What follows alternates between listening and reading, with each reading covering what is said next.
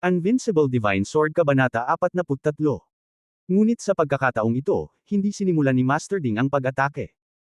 Si Master Ding ay tahimik lang sa tabi niyang Xiaotian, tahimik na nakatingin sa Immortal Death God at sa iba pa.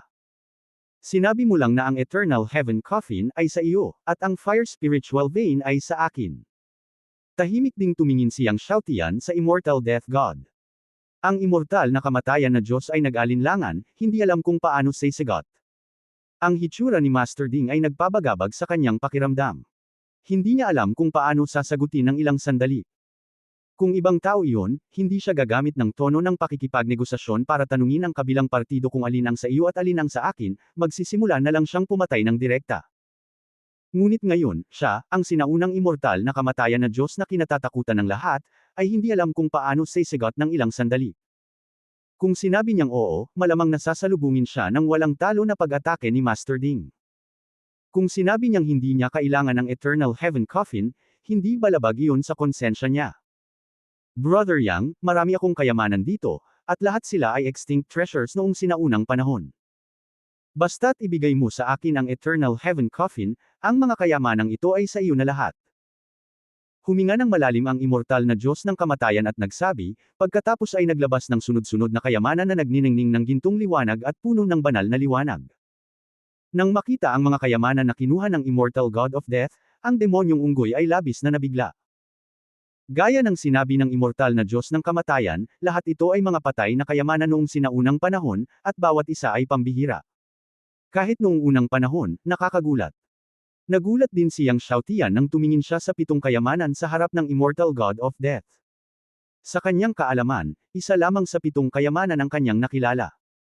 Ang isang ito ay ang Sword of Reincarnation. Ang Sword of Reincarnation ay ang espada ng sinaunang Sword God of Reincarnation. Noong sinaunang panahon, ang sinaunang espada na Diyos ay sikat sa kontinente ng Kangshen, at ang kanyang lakas ay malapit sa Panginoon ng Kangshen. Kahit na ang Sword of Reincarnation ay hindi nireranggo sa Divine Sword List, hindi ito mababa sa Sword of Eternal Night sa mga tuntunin ng kapangyarihan. Gusto na niyang paikliin ang ika-15 Invincible Sword Heart, at ang kulang sa kanya ay ang Magic Sword. Kung makukuha niya ang Reincarnation Magic Sword na ito at mauunawaan ang landas ng Reincarnation Sword, maaari niyang i-condense ang ika-15 Invincible Sword Heart. Nag-aapoy ang mga mata niyang Xiaotian. Nakita ng Immortal Death God na nag-aapoy ang mga mata niyang Xiaotian at alam niyang naantig siyang Xiaotian. Masaya siya sa puso niya. Ang paglipat niyang Xiaotian ay isang magandang bagay, at natatakot siyang hindi magagalaw siyang Xiaotian. Kumusta, Kuya Yang? Nakangiting sabi ng Immortal Death God. Tumingin siyang Xiaotian sa Immortal Death God at ngumiti, ang iyong 7 kayamanan ay talagang maganda, gusto ko silang lahat. Tumawa ang Immortal Death God at nagsabi, okay, straightforward. Pagkatapos ay iniunat niya ang kanyang kamay, kung gayon, Kuya Yang, ibigay mo sa akin ang Eternal Heaven Coffin. Eternal Heaven Coffin, sinabi ko bang binigay ko sa'yo? Biglang sabi niyang Xiaotian. Nagulat ang Diyos na walang kamatayan. Ang Corpse Demon, ang Blood Demon, at ang Evil Buddha ay nagulat lahat. Ano ang ibig sabihin nito? Hindi gustong ibigay niyang Xiaotian ang Eternal Heaven Coffin, ngunit gusto niya ang 7 kayamanan ng Immortal Death God. Ang mga mata ng Immortal Death God ay kumislap ng malamig na liwanag, at galit na itinuro niya siyang Xiaotian, anak, ikaw. Gayunpaman, nag-ambala siya niyang Xiaotian bago siya matapos magsalita. Sumigaw siyang Xiaotian, Master Ding. Sa isang iglap, si Master Ding ay lumaki ng bilyon-bilyong beses. Sinabog nito ang buong dagat ng apoy at ang ilalim ng dagat. Ang dagat ng apoy sa kalangitan ay sumabog. Nang makita si Master Ding, na bilyon-bilyong beses na lumaki at tinakpan ang langit at araw, ang Immortal Death God, ang Corpse Demon at marami pang iba ay nagbago lahat ng kanilang mga mukha. Umalis. Ang immortal na kamatayan na Diyos ay umungal, at sa parehong oras, ang kanyang buong katawan ay natatakpan ng isang piraso ng sandata ng kamatayan, at mayroon siyang 1,000,000 talampakang kamatayan na espada sa kanyang kamay. Ang espadang ito ay nakondensed mula sa kanyang walang kamatayang enerhiya ng kamatayan. Ito ay nakondensed mula sa lahat ng immortal na enerhiya ng kamatayan na maaaring pakilyusan ng Immortal Death God. Nang sumabog si Master Ding, bigla niyang hinampas ng espada si Master Ding. Habang naglalaslas siya ng kanyang espada, umuungal ang walang kamatayang enerhiya ng kamatayan, at kumulo ang buong dagat ng apoy. Ang walang katapusang enerhiya ng kamatayan ay sumabog sa dagat ng apoy at Flame Mountain. Maraming malalakas na lalaki na kararating lang sa paligid ng Flame Mountain ang nakakita ng walang kamatayang enerhiya ng kamatayan na sumasabog mula sa lupa. Boom! Pagkatapos, isang nakakagulat na tunog ang nagmula sa lupa ng Flame Mountain.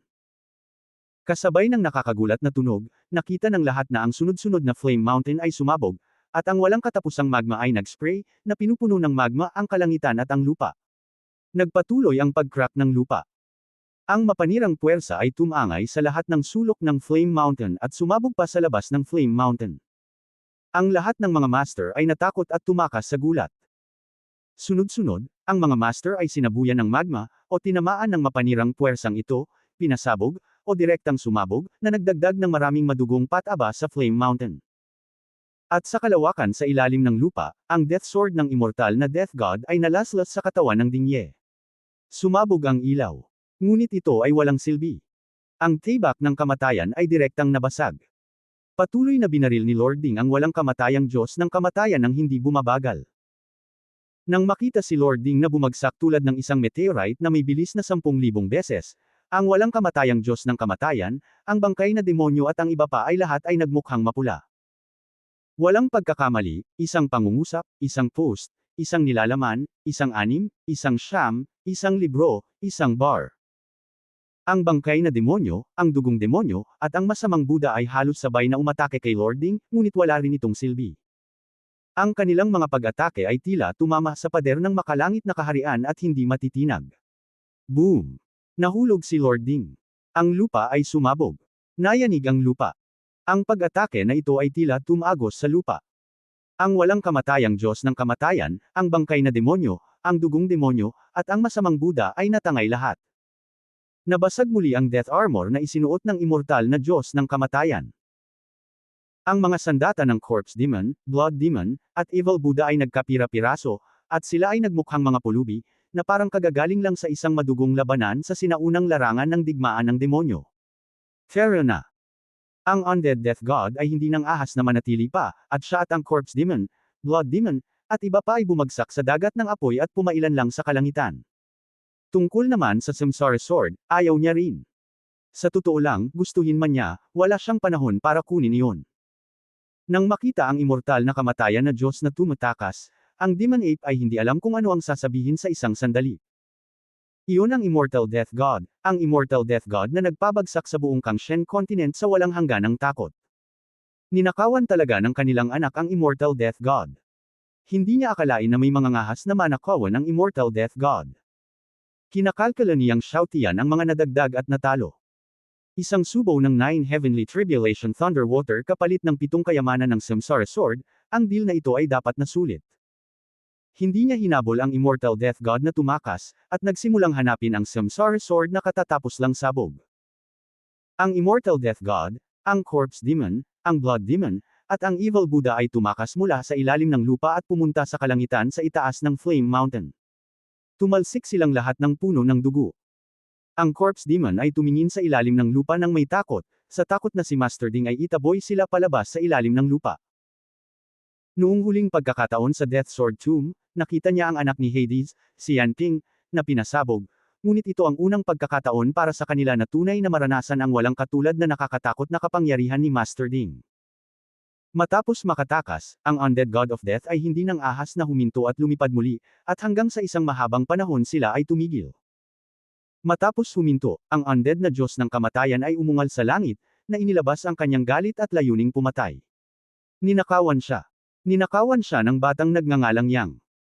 Sa pag-iisip ng ninakaw na Samsara Sword, ang Undead God of Death ay baliw na binomba ang mga bundok sa harapan, pinasabog ang mga ito sa kalangitan. Yang, babayaran kita. Papatayin ko ang lahat ng nasa paligid mo at gagawin kong undead dead spirit ang lahat ng tao sa paligid mo. Ang tunog ng walang kamatayan ng dagandong ng Diyos ay malakas sa libingan, na naging dahilan upang nanginginig ang malakas na mga tao. Pumunta tayo sa sinaunang pulaka ng dugo. Pagkaraan ng mahabang panahon, pinatay niya ang kanyang mga intensyon at sinabi. Ang masamang Buddha ay nag-alinlangan at sinabi, paano kung ang bata ay pumunta din upang hanapin ang sinaunang pulaka ng dugo? Noon Die Hard mukha twitching. Hindi ito imposible. Ang malalakas na tao ng lahat ng partido ay nagbuhos sa libingan ng makalangit na libingan, at halos lahat ay dumating para sa mga sinaunang poloka ng dugo. Ngayon lang sila na invincible ni Dingay, halos pati ang 5 internal organs at buto ay nabali. Kung magkakilala sila sa apelyidong Yang, sila ay muling bombahin ni Dingye, siguradong masisira ito. Sa pagkakataong ito, kailangan nating hanapin ang sinaunang poloka ng dugo sa harap niya. Sa pag-iisip na ang walang hanggang kabaong ay unang inakyat ni Yang Xiaotian, hindi niya mapigilan ang kanyang galit. Hanapin ang sinaunang poloka ng dugo, umalis na tayo. Hintayin mo akong lumabas, gusto kong katayin lahat ng nakapaligid sa bata. Nilulunok ng di patay na Diyos ang susunod na major hilang elixir. Ilang tao ang nabasag ng hangin. Sa puntod ng vent ion, mayroong isang lugar na tinatawag na Blood Yuan. Kung mayroong isang sinaunang poloka ng dugo, tanging ang dugong yuan ang maaaring ipanganak na may mga sinaunang poloka ng dugo. Sa makatuwid, lumipad ang ilang tao sa Blood Yuan. Matapos ang pagkamatay ng mga patay, pagkatapos tumakas ang bangkay ng demonyo, sa wakas ay natagpuan niyang Xiaotian ang 7 kayamanan tulad ng reincarnation ng espada. Sa pagtingin sa 7 sanggol sa harap niya, hiniling niyang Xiaotian kay Dingay na direktang burahin ang tatak ng kaluluwa na hindi namatay. Ang tatak ng kaluluwa ay nabura, at ang walang kamatayang Diyos ng pagtakas sa pagsusuka ng dugo muli. Matapos tanggalin ang soul imprint, gumamit siyang Xiaotian ng dugo upang linangin ang sarili niyang tatak ng kaluluwa sa ilang mga kayamanan, at pagkatapos ay pinino lang ang reincarnation sword. Siyang Xiaotian at ang mga magic apes, si Dingye ay umalis sa ilalim ng Flame Mountain. Mula sa espasyo sa ilalim ng Flame Mountain, ang mga taong hindi namatay ay matagal nang nawawala. Ang mahiwagang unggoy ay umungol, undead, maaaring napunta sila sa Blood Yuan. Pumunta tayo sa Dugo Yuan. Siyang Xiaotian ay bumuga ng hangin, nang walang pag-aalinlangan, at lumipad patungo sa dugo mula sa Magic Ape. Habang nasa daan, tinanong niyang Xiaotian kung ang mga Magic Apes at si Dingye ay gumamit ng iba pang paraan upang pinuhin ang walang hanggang kabaong. Naisip ito ng Magic Ape, na nagsasabing, ang walang hanggang kabaong ay ang kayamanan ng Zhenzong ng sinaunang Huangquan Magic Sect. Ang relihiyon ng Yinfeng ng Floating Empire ay nilikha ng mga matatanda ng Huangquan Magic Sect. Mga turo ni Yinfeng. Tumanggo siyang Xiaotian. Marahil, hindi ako namamatay, at alam ko ang paraan ng pagdadalisay sa walang hanggang kabaong. Sabi ng Magic Ape. Pagkatapos ng lahat, ang Noondead God ay ang Diyos ng sinaunang panahon. At nais niyang hanapin ang walang hanggang kabaong ng maraming beses, at ito ay dapat na isang paraan upang pinuhin ang sinaunang kabaong. Umiling siyang Xiaotian. Never die, and now I can't wait to eat his flesh. Paano niya sasabihin sa kanya kung paano pinuhin ang walang hanggang kabaong? Sa makatuwid, kailangan mong pumunta sa Yinfeng. Tulad niyang Xiaotian, nang ang Magic Ape ay sumugod sa Blood Yuan, ang Blood Yuan ay puno na ng malalakas na partido. Sa ilalim ng dugong Yuan ay isang dagat ng dugo, parang dugong dagat, umaalon sa bahay. Sa baybayin ng dugo, ang mga malalakas sa lahat ng partido ay huminto at naghihintay sa pagsilang ng mga sinaunang dugong poloka. Gayunpaman, walang sino man ang nangangahas na maging masyadong malapit sa dugo. Walang nangahas na pumasok sa Blood Yuan. Dahil sa dugong Yuan, mayroong hindi lamang mga sinaunang poloka ng dugo, kundi pati na rin ang maraming mga sinaunang at masamang bagay. May mga dating malakas na Diyos na lumaban para sa lakas ng mga Diyos, at pumasok sa madugong hanapin ang sinaunang Kowloon Blood Shi, ngunit sa huli, ang buto ay naiwan na walang buto. Sa makatuwid, ang lahat ay nangangahas na tumayo sa dugong bituin. Kakaiba rin na sabihin na ang mga mamamatay tao na hayop sa kailaliman ng Blood Yuan ay makakagalaw lamang sa kailaliman, at hindi maglakas loob na umalis sa dugong Yuan. Usap-usapan na ang walang katulad na mga hayop na ito ay magiging isang pool ng dugo kapag umalis sila sa dugo. Ang mga tao ng sangkatauhan at ang mga tao ng sangkatauhan ay naghihintay din sa pampang.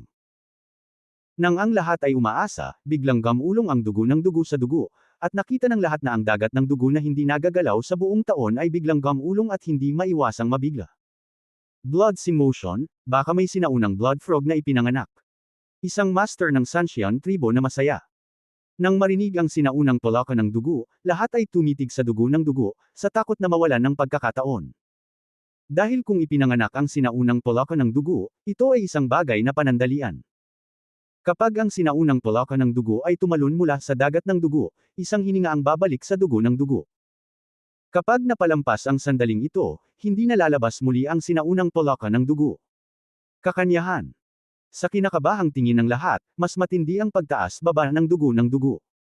Sa dagat ng dugo, biglang lumitaw ang isang ginintoang liwanag ng dugo. Walang pagkakamali, isa, 619, isang libro,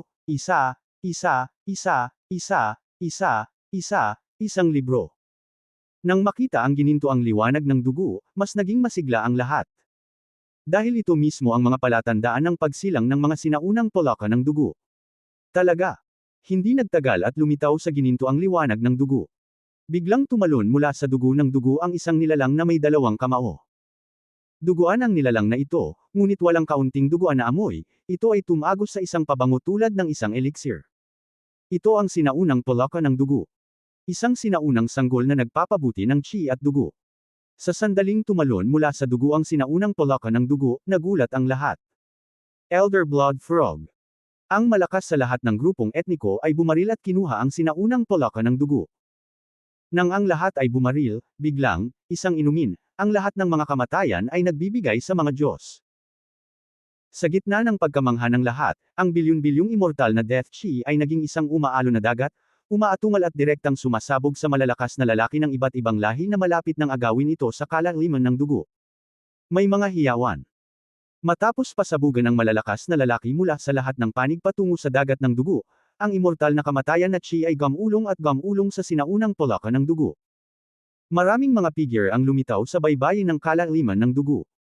Ito ay ang walang kamatayang Diyos ng kamatayan, ang bangkay na demonyo, ang dugong demonyo, at ang masamang Buddha. Immortal Death God. Nang makita ang iilang tao, ang malalakas na lalaki mula sa lahat ng panig ay sumigaw at ang kanilang mga mukha ay nagbago ng husto.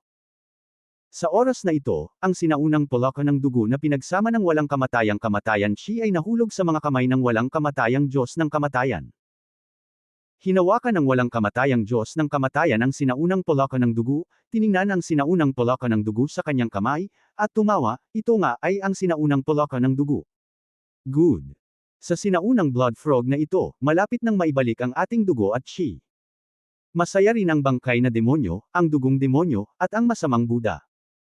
Sa sandaling ito, biglang, ang ginintoang liwanag ng dugo sa ibabaw ng dagat ng dugo ay muling nagningning, at sa pagkakataong ito ay nagliwanag ito ng mas malakas.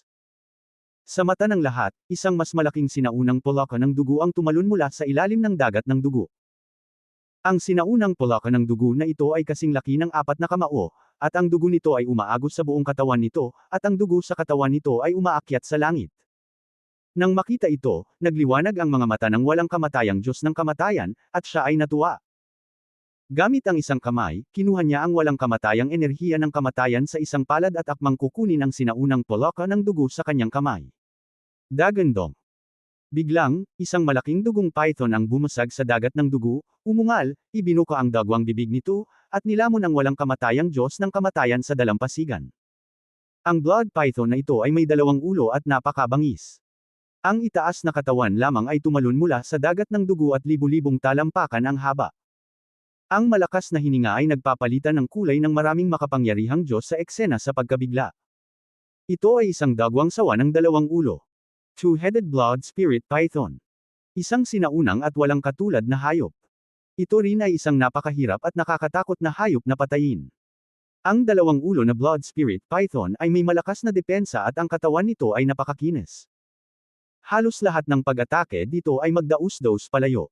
Bukod dito, ang ganitong uri ng blood spirit python ay may sobrang sigla. Kahit na ang katawan nito ay nahahati sa maraming seksyon, maaari itong automatikong gumaling at gumaling. Sa pagtingin sa 2 ulo na blood spirit python na umaatake na ang dagwang bibig nito ay nakabuka, ang undead god of death ay may normal na ekspresyon. Sa sandaling ibukan niya ang kanyang bibig, hindi mabilang na undead death chi ang umungal at naging bilyon-bilyong undead dead spirits. Binomba ng lahat ng undead dead spirit ang 2 ulo na blood spirit python. Bang! Natangay ang blood spirit python. Ang blood spirit python, na orihinal na sobrang defensible at sobrang madulash, ay nablow sa hindi mabilang na mga seksyon. Tulad ng pagkagulat ng lahat, ang blood spirit python, na hinaipan sa hindi mabilang na mga seksyon, ay muling nagpagaling sa mga bahagi ng katawan nito. Nang malapit nang muling gumaling ang blood spirit python, biglang, bilyon-bilyong immortal na patay na espiritu ang naging death energy, at tumagos sa katawan ng Blood Spirit Python kasama ang blood energy ng Blood Spirit Python. Ang dugong espiritong Python ay umungal ng galit at nagpupumiglas, sinusubukang paalisin ang walang kamatayang patay na enerhiya mula sa katawan nito, ngunit wala itong nagawa. Ang immortal na patay na enerhiya sa katawan nito ay naging mas makapal, at sa wakas, ito ay ganap na naging isang walang kamatayang patay na espiritu. Nang makitang ang mabangis na dalawang ulo na dugong espiritong Python ay kinokontrol ng immortal na Diyos ng kamatayan at naging isang immortal na patay na espiritu sa isang kisap mata, lahat ng may fluke mentality ay nagulat at umatras, at gustong tumakas. Kinuha ng walang kamatayang Diyos ng kamatayan ang pangalawang sinaunang polaka ng dugo, tumingin sa mga taong malapit ng umatras, at nginisyon, bakit, gusto mong tumakas? Sa tingin mo ba makakatakas ka? Lahat dapat ay ang aking walang kamatayang patay na mga espiritu. Pagkasabi noon, gagamitin na niya ang walang kamatayang patay na enerhiya para lumunin ang lahat ng nasa eksena. Nang akmang sasalakayin ang undead god of death, bigla siyang tumigil doon, nagbago ang mukha niya. Sa malayong langit, isang binata ang naglalakad sa himpapawid. Ang binata ay walang iba kundi si Yang Xiaotian. Halos sabay na nakita ng corpse demon, blood demon, at evil Buddha si Yang Xiaotian, at lahat sila ay nagulat. Paanong dumating ang batang ito na pinangalanang Yang? Buong lakas silang sumugod sa Blood Abyss, at ilang sandali lang, sumunod na si Yang Xiaotian. Pumunta ka. Ang undead na Diyos ng kamatayan ay umungal ng galit, pagkatapos ay sumabog sa hangin at nawala sa harap ng lahat sa isang kisap mata. Ang Corpse Demon, Blood Demon, at Evil Buddha ay sumabog din sa hangin at umalis. Nang makitang lumitaw si Yang Xiaotian, kahit na ayaw nila, maaari lamang silang umatras. Nakita ng lahat na ang undead god of death at ang corpse demon ay biglang nagbago ng mukha at tumakas sa takot, at lahat sila ay natigilan. Hindi ko maintindihan ang nangyayari. Kanina lang, lalamunan ng undead god of death ang lahat at gagawin silang undead dead spirits, bakit siya biglang tumakas? Maraming tao ang tumingin kay Yang Xiaotian, na naglalakad sa hangin, na may pagdududa. Parang ngayon lang ba natakot ang immortal god of death sa batang ito? Ngunit paano ito posible? Matatakot ba ang isang marangal na sinaunang Diyos sa isang batang lalaki na 14 o 15 taong gulang? Maraming tao ang tumingin sa demonyong unggoy sa likod ni Yang Xiaotian, nagtataka. Sa gitna ng pagdududa ng lahat, dumating si Yang Xiaotian at ang demonyong unggoy sa pinangyarihan. Itong batang ito. Nakilala ng Human Emperor at ng mga master sa paligid niya si Yang Xiaotian. Tumingin ang Human Emperor kay Yang Xiaotian at naguguluhan din. Nakikita niya na ang immortal god of death ay tiyak na tumakas dahil sa hitsura ng batang ito ngayon. Ngunit hindi rin niya maisip kung bakit natatakot ang immortal god of death sa isang batang lalaki. Hindi pinansin ni Yang Xiaotian ang lahat at nahulog ang kanyang mga mata sa kailaliman ng dugo. Sa oras na ito, ang dagat ng dugo sa kailaliman ng dugo ay muling nagpakita ng gininto ang liwanag ng dugo, at ang gininto ang liwanag ng dugo ay mas malakas kaysa sa nakaraang 2 beses. Nang makita ang napakalakas na gininto ang liwanag ng dugo, nagningas ang mga mata ng lahat. Walang alinlangan, itong sinaunang polaka ng dugo na malapit ng ipanganak ay mas malaki kaysa sa naunang dalawa. Sa ilalim ng nagniningas na mga mata ng lahat, isang sinaunang polaka ng dugo na kasing laki ng 12 kamao ang tumalon. Nang makita ito ng lahat, sumugod silang muli upang agawin ito. Biglang, sa isang dumadagandong na dagandong, ang demonyong unggoy ay agad na nabawi ang orihinal nitong anyo, at ang kapangyarihan ng demonyo nito ay napakalaki. Tinampol nito ang isang palad, diretsyong pinatumba ang mga tao sa paligid nito, at kinuha ang sinaunang polaka ng dugo sa kamay nito gamit ang isang backhand. Heart-to-heart demonyong unggoy. Nang makita ang demonyong unggoy na nakabawi sa orihinal nitong anyo, ang malalakas na lalaki sa eksena ay nagulat lahat, at nagbago ang kanilang mga mukha. Ang emperador ng tao at ang mga malalakas na lahi ng tao sa likod niya ay mas nabigla at nakalanghap ng malamig na hangin. Ang malakas na lalaki sa tabi ng binata ay ang heart-to-heart demon unggoy. Tingnan ito sa bookbar nang walang anumang pagkakamali. Yung galing sa Demon Ape Ridge. Kung gayon sino ang binatang ito? Siya ay anak ng kakila-kilabot. Siya ay anak ng kakila-kilabot. Biglang may tumingin kay Yang Xiaotian dahil sa gulat, sumasayaw sa tuwa. The Son of Terror. It's the Son of Terror. Maraming mga masters ng Hundred Races Empire ang tumingin kay Yang Xiaotian nang hindi magkatugma sa eksena. Sa labanan sa Tianyao City, ang Elf Queen Zai Yuandong, si Mor at iba pang makapangyarihang Diyos ay pinatay ng Tongzin Demon Ape at tumakas. Mula noong labanang iyon, alam ng lahat sa Hundred Races Empire na sinusundan ng anak ng Terror ang Demon Ape Ridge. Sa labanan sa Tianyao City, kumalat ang pangalan ng anak ng Terror sa buong Hundred Races Empire. Sino sa Hundred Races Empire ang hindi nakakaalam ng pangalan ng Son of Terror? Ang mga alagad ng lahat ng lahi sa Hundred Races Empire ay sumasamba kay Yang Xiaotian hanggang sa punto ng pagkabulag. Sa makatuwid, sa pagkaalam na ang batang nasa harapan nila ay anak ng Terror, maraming mga disipulo ng lahat ng lahi sa eksena ang labis na nasasabik, at maging ang ilang mga master ng Hundred Races ay yumuko ng malalim kay Yang Xiaotian, kilalanin ang anak ng Terroridad. Ang mga Panginoon ng Sangkatauhan ay tumingin kay Yang Xiaotian sa gulat. Lalo na ang master ng Sangkatauhan na hamarang kay Yang Xiaotian sa gate ng Heavenly Tomb ay natakot at bumagsak. Tumingin si Yang Xiaotian sa nasasabik na mga tao, medyo nagulat. Pagkatapos ay tumanggaw siya sa lahat at ikinuyom ang kanyang mga kamao. Gayunpaman, mula nang lumabas ang ikatlong sinaunang poloka ng dugo, wala nang mga sinaunang poloka ng dugo ang lumitaw. Matapos maghintay ng mahabang panahon si Yang Xiaotian at kumpirmahin na walang lumitaw na mga sinaunang poloka ng dugo, iniwan niya ang kalaliman ng dugo kasama ang demonyong unggoy.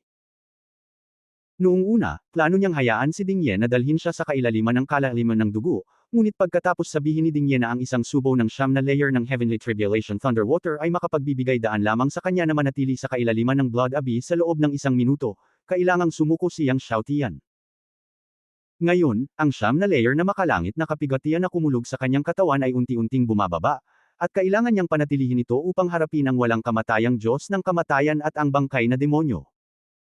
Matapos umalis sa kalaliman ng dugo, may ilang oras pa bago matapos ang makalangit na libingan, at si Yang Xiaotian ay hindi umalis sa makalangit na libingan at patuloy na naghahanap ng iba pang mga kayamanan. Hindi niya iniwan ang makalangit na libingan hanggang sa dulo ng makalangit na libingan, at pagkatapos ay nakakita ng isang lugar na hindi nakatira at inilabas ang sinaunang poloka ng dugo na kasing laki ng 1 dosenang kamao. Ang isang ordinaryong sinaunang poloka ng dugo ay katumbas ng kalahating buhay na prutas ng Diyos, ngunit ang sinaunang poloka ng dugo sa harap niya ay hindi isang ordinaryong sinaunang poloka ng dugo. Kung lulunukin mo ito, malamang na maihahambing ang epekto sa 3 prutas ng Diyos ng buhay. Natunaw ang sinaunang blood frog sa kanyang bibig, at ang kapangyarihan ng elixir ay parang super tsunami, na nagdulot ng kakaibang ingay sa katawan ni Yang Xiaotian. Ang buong katawan ni Yang Xiaotian ay patuloy na lumalawak. Habang paulit-ulit niyang pinipino ang sinaunang poloka ng dugo, ang kanyang dugo at chi ay tumalon sa napakabilis na bilis. Di nagtagal, umabot ito sa radius na 30,000 milya. At nagpatuloy ito sa paglundag. Nang umabot ito sa radius na 30,000 milya, hinimok ni Yang Xiaotian ang kanyang dugo at chi at tunay na asensya na bambahin ang ika-366 na Akya Point, at pagkatapos ay ang ika-367 na Akya Point. Ang sunod-sunod na Akya Point ay napuno ng dugo at tunay na diwa ni Yang Xiaotian, at na-activate. Parang mga bituin na sunod-sunod na nagsisindi. Hindi nagtagal, muling naliwanagan ang 365 Akya Point sa katawan ni Yang Xiaotian. Nang ilawan ang 365 Akya Points, muling bumangon ang 365 Golden Light Pillars, na nagpasabog ng 365 malalaking butas sa kalangitan. Ang 365 Golden Light Pillars ay umiikot, at ang likas na diagram ng pagbuo ay lumitaw muli. Muling bumagsak ang ginintoang ulan mula sa mga butas sa langit. Muling lumitaw ang ulan mula sa langit. Sa kasamaang palad, walang nakakita nito sa Kangshen Academy sa pagkakataong ito. Walang sinuman sa Kangshen Continent ang nakakita ng kakaibang eksenang ito. Naka-cross-legged si Yang Xiaotian sa walang nakatirang bundok, at sabik na hinihigop ng kanyang katawan ang gininto ang ulan mula sa kalangitan. Napuno ng kakaibang halimuyak ang buong bundok na walang nakatira.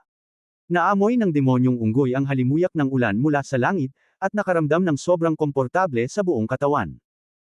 Hindi niya masipsip ang ulan mula sa langit, ngunit ang pag-amoy lang ng halimuyak ng ulan ay nakinabang na siya ng husto. Kung titignan ang kakaibang eksena sa harapan niya, kahit ang demonyong unggoy na nakaranas ng hindi mabilang na labanan sa buhay at kamatayan ay nabigla pa rin. Ang ulan mula sa langit, isang eksenang umiral lamang sa mga sinaunang alamat, nakita niya ito ng sarili niyang mga mata, kung gaano siya kaswert. Kasabay nito, lalo siyang natutuwa na pinili niyang sundan si Yang Xiaotian. Gaya noong nakaraan, lumipas ang isang buong araw. Tumigil ang ulan mula sa langit. Naka-crossleg pa rin si Yang Xiaotian sa lupa, patuloy na pinipino ang sinaunang blood frog. Mahigit 1 buwan ang lumipas. Sa wakas ay tumigil siyang Shoutian sa pagsasanay.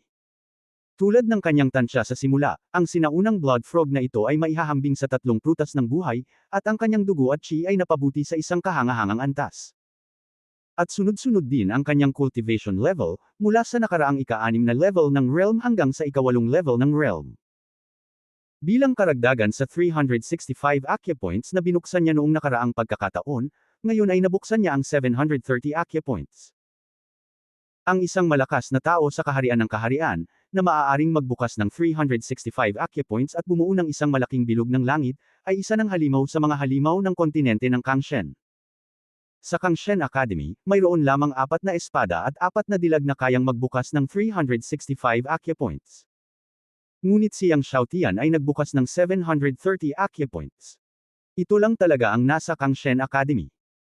Maging si Exi Buhui, ang masamang espada sa tuktok ng ika-10 antas ng Venerable Realm, ay nakapagbukas lamang ng 399 Acquia Points sa ngayon. Wala pang 400. Matapos masipsip ang ulan mula sa langit, nalaman niyang Shoutian na ang kanyang katawan ay mas mahigpit at ang kanyang mga panloob na organo ay naglalaman ng walang katapusang sigla. Ang kanyang orihinal na immortal na katawan ay may immortal na aura. Walang kamatayan at hindi masisira. Ito ang resulta ng pagsipsip ng ulan mula sa langit sa pangalawang pagkakataon. Walang alinlangan, ang kanyang katawan ay ilang beses na mas malakas kaysa dati. Congratulations, young master! Nang tinitingnan niyang Shoutian ang kanyang pisikal na kondisyon, ang demonyong unggoy ay tuwang-tuwang humakbang pasulong upang batiin siyang Shoutian. Tumango siyang Shoutian at ngumiti sa demonyong unggoy, "Tara, umalis muna tayo dito." Sumabog ang dalawa sa ere. "Sir, babalik na ba tayo sa Kangshen Academy?" "Hindi, punta tayo sa bundok Tianzang." Nagulat ang demonyong bakulaw. Pumunta sa bundok Tianzang. Ang bundok Tianzang ng Akademya ng Tianzang. Tanong niya kay Yang Shoutian. Ano ang pinuntahan ng kanilang young master sa bundok Tianzang? Tumango si Yang Shoutian. Nakapag-condense na siya ng 14 na puso ng espada, at nabuksan na sana niya ang ikatlong palasyo ng Kangshen Cave Mansion noon pa man. Kaya lang, delayed siya nitong mga araw na ito. Sa pagkakataong ito kapag bumalik siya, kukunin niya ang Kangshen Hand mula sa Kangshen Cave Mansion. Ang Kangshen Hand ay isa sa mga item sa Kangshen Suit, at ito ay dapat na napakalakas. Kaya, lumipad ang dalawa sa Tianzang Academy of Fuyuan Empire. Sa daan, muling pininaw niyang Shoutian ang Samsara Sword at nagsimulang maunawaan ang Samsara Sword daw. Nang sumugod siyang Shoutian sa Tianzang Academy, ang Undead Death God at ang Corpse Demon ay dumating sa fan family ng Great Brahma Empire. Tinitigan ng Undead Death God ang fan family, na walang katapusan sa harap niya, kasama ang kanyang patay na kulay abong mga mata, na nagpapakita ng uhaw sa dugo na nakamamatay na liwanag. Ang pamilyang fan ay pumanaw sa hindi mabilang na taon at isa sa pinakamatandang pamilya sa kontinente ng Kangshen. Natural, ang pamilya ng fan ay maraming kayamanan. Siyempre, dapat mayroong maraming magagandang elixir at espiritual na gamot. Marahil mayroong isang sinaunang espiritual na gamot tulad ng 9 Dragon Blood Ganoderma. Kung makakakuha sila ng ilang sinaunang espiritual na gamot tulad ng 9 Dragon Blood Ganoderma at ilang sinaunang Divine Pill, ang kanilang mga pinsala ay maaaring ganap na gumaling, at ang kanilang paglilinang ay maaari pang mapabuti. Walang pagkakamali, isang post, isang nilalaman, isang anim, isang siyam, isang libro, isang bar. Ang pamilya ng fan ay may isang sinaunang Divine Pill, na pinadalisay ng 1000 Buddha Medicine God noon. I wonder kung ginamit ito ng fan family. Tinitigan ng bangkay ng demonyo ang pamilyang fan na nasa harapan niya, at nagsiwalat din ng isang sakam at uhaw sa dugo na liwanag.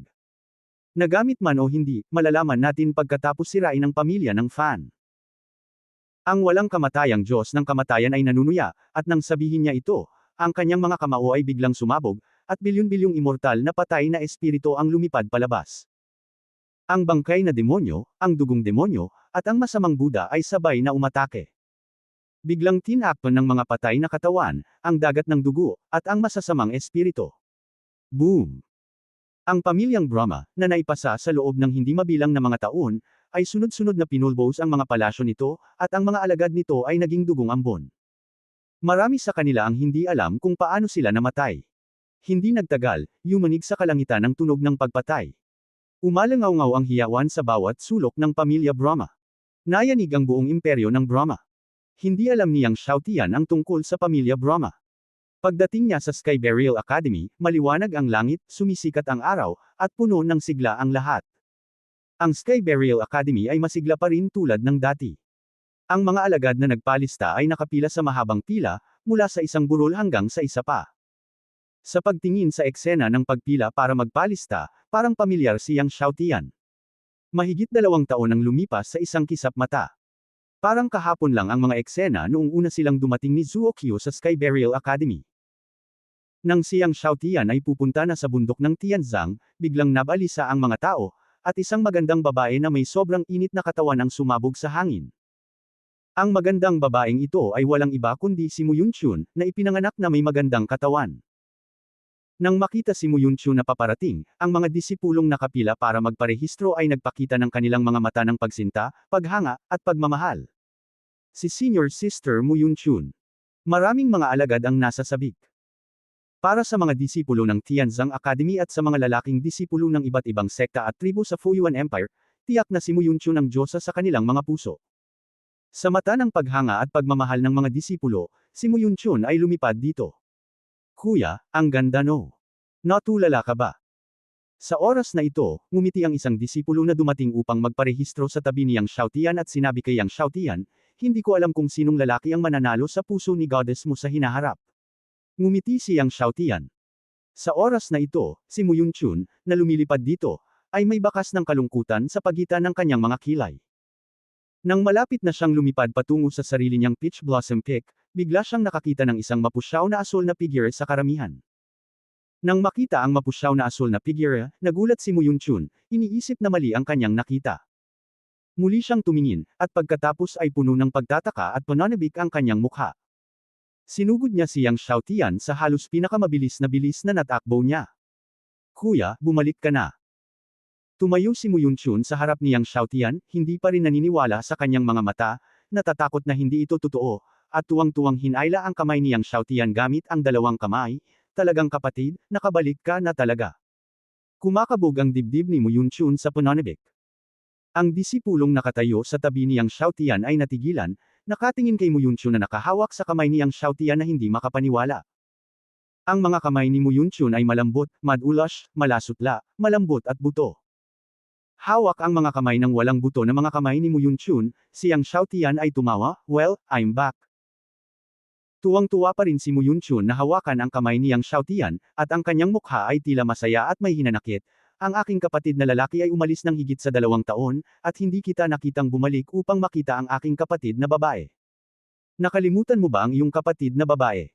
Nakipagkamay si Yang Xiaotian at tumawa, hindi, alalahanin mo ang kapatid ko. Narinig ni Mu Yunchun ang mga salita, at ang kanyang puso ay kasing tamis ng pag-inom niya ng pulot, at ang kanyang mukha ay pula na may pulang mukha, babalik ang aking kapatid sa pagkakataong ito, kailangan mong manatili sandali bago umalis. Tumango si Yang Xiaotian at tumawa, bueno, umalis ako sa ilang araw. Sa pagkakataong ito ay bumalik siya, hindi lamang upang hawakan ang kamay ng mga Diyos, ngunit nais ding bisitahin si Janzo Ji na walang talo, nakipag-usap sa ninuno ng espada na si Ji na hindi magagapi, at pagkatapos ay hinahasa muli ang kanyang kendo upang makita kung kaya niyang paikliin ang 15 puso ng espada. Sa makatuwid, kailangan niyang manatili ng ilang sandali. Narinig ni Mu Yunchun na sinabi ni Yang Xiaotian na aalis siya ng ilang araw. Siya ay puno ng kagalakan at sinabi, ako ay mabubuhay sa aking Peach Blossom Peak sa hinaharap. Ang pakikinig kay Mu Yunchun ay nagsabi na si Yang Xiaotian ay titira sa Taohua Peak, at isang grupo ng mga disipulo ang napapaligiran ng paglunok. Si Mu Yunchun ay ipinanganak na may buto pusong katawan. Kung nakatira siya sa Taohua Peak, hindi ba ito mamamatay sa gabing iyon? Ang isang grupo ng mga disipulo ay naiinggit, nakatingin kay Yang Xiaotian nagseselos. Nag-alinlangan si Yang Xiaotian at tumawa, okay, kung gayon nakatira ako sa Peach Blossom Peak ng kapatid ko ngayong gabi. Bukas, pupunta siya sa Janzo-ji Invincible para talakayin ang kendo, at pagkatapos ay hindi na siya mabubuhay sa Peach Blossom Peak ng Mu Yunchun. Nakinig si Mu Yunchun kay Yang Xiaotian at sinabing nabubuhay siya sa kanyang Peach Blossom Peak ngayong gabi. Isa ba itong Peach Blossom Tea? Mapait ang mukha ni Yang Xiaotian at tumawa, maaari bang magpalit ng tsaa ang kapatid ko? Tiningnan ni Mu Yunchun ang mapait na mukha ni Yang Xiaotian, tumawa, at tumawa na parang kampana, okay, hindi tayo iinom ng Peach Blossom Tea ngayong gabi at iinom ng malaking pulang damit. Pinagpapawisan si Yang Xiaotian. Kaya ngayong gabi ay nakatakdang uminom ng tsaa. Bilang resulta, hinayla ni Mu Yunchun si Yang Xiaotian sa kanyang peach blossom cake. Ang disipulo ay tumayo sa pwesto at pinagmasdan ang mga figure ni na Mu Yunchun at Yang Xiaotian na tulala, at mayroong 10,000 kabayo sa kanyang puso. Nang hilahin ni Mu Yunchun si Yang Xiaotian sa Taohua Peak, nakita niya ang isang grupo ng mga disipulo ng Heavenly Burial School na lumilipad sa mukha. Ang grupong ito ng mga disipulo ay agresibong lumapit at tila lumapit sa dalawa. Ang ulo ng 20 taong gulang ay nakasuot ng isang malaking pulang damit na napaka-coquettish. Nang makita ni Mu Yunchun ang mapanlokong lalaking ito, napasimangot si Liu Mei. Ang binatang ito ay tinatawag na Du Hongqing, isang bagong disipulo sa taong ito, ngunit ang kanyang talento ay lubhang nakakatakot. Sa panahon ng pagpaparehistro, ipinasa niya ang inspeksyon sa monumento upang makita ang talento, at ang halaga ay lumampas sa 7,000. Bagamat hindi ito kahanga-hanga tulad ni Yang Xiaotian, umabot ito sa 7,321, ngunit umabot din ito sa 7,179. Nang ma-detect ng talento ni Du Hongqing ang mga numerical values, nagulat ang Heavenly Funeral College, na hindi lamang nabigla kay Din Wangqing, ngunit nagulat din sa hindi magagapi na nakatagong pinuno ni Jian Zuji. Si Du Hongqing ay kinolekta ng nakatagong gangster na si Shire ng kolehiyo. Alin ang Diyos ng Shire? Usap-usapan na siya ay apo ng Panginoon ng Diyos. Sa Heavenly Funeral College, ang katayuan, prestihiyo at lakas nito ay pangalawa lamang sa Jianzuji na walang talo. Pagkatapos sumali ni Du Hongqing sa Chanda Academy, siya ay mayabang at ayaw. Madalas niyang binabalot si Mu Yunchun. Iniinis din siya ni Hizin. Gayunpaman, si Du Hongqing ay sumandal sa Diyos ng Shira, at wala siyang magawa tungkol kay Du Hongqing. Nakita ni Du Hongqing sina Yang Xiaotian at Mu Yunchun mula sa malayo, at nakita ang kamay ni Mu Yunchun na nakahawak sa kamay ni Yang Xiaotian, biglang lumubog ang kanyang mukha. Nakita rin ni Yang Xiaotian si Du Hongqing at ang iba pa na agresibong dumating. Napahiya si Mu Yunchun. Ipinaliwanag niya kay Yang Xiaotian, "Kapatid, dapat kang mag-ingat." Ang lalaki ay tinatawag na Du Hongqing. Siya ay may malakas na kapangyarihan sa pakikipaglaban. Nagulat si Yang Xiaotian, 177. Oo. Sinabi ni Mu Yunchun, tulad mo, nalampasan niya ang 7,000. Noong panahong iyon, maging ang hindi magagapi ni Jianzuji ay nabigla.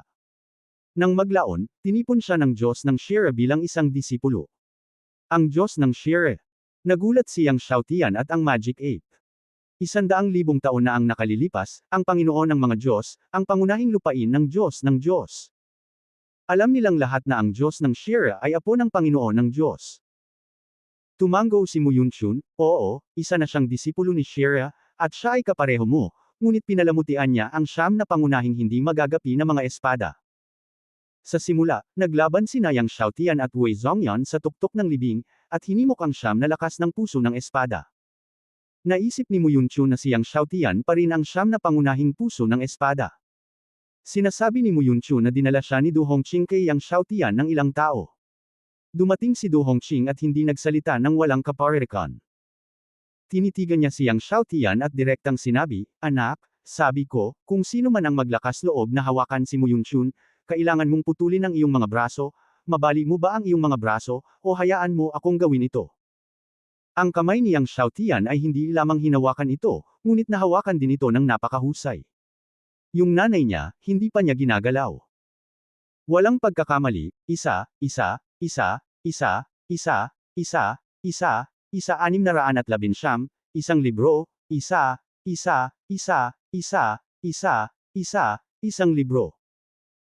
Ang Magic Ape ay nakinig sa kalaban na hayaang si Yang Xiaotian ay mag-isa na mabali ang kanyang mga braso, at ang kanyang mga mata ay dumudugo. Gayunpaman, inabot ni Yang Xiaotian at pinigilan ng Magic Ape. Tumingin siya kay Du Hongqing at tamad na magsalita ng walang kaparirikan, at sinabing, "Shoot." Narinig ni Du Hongqing ang mga salita, "Headled," siya ay may mabigat na itim na apoy sa kanyang buong katawan, at siya ay hindi magalang. Bigla niyang sinuntok si Yang Xiaotian.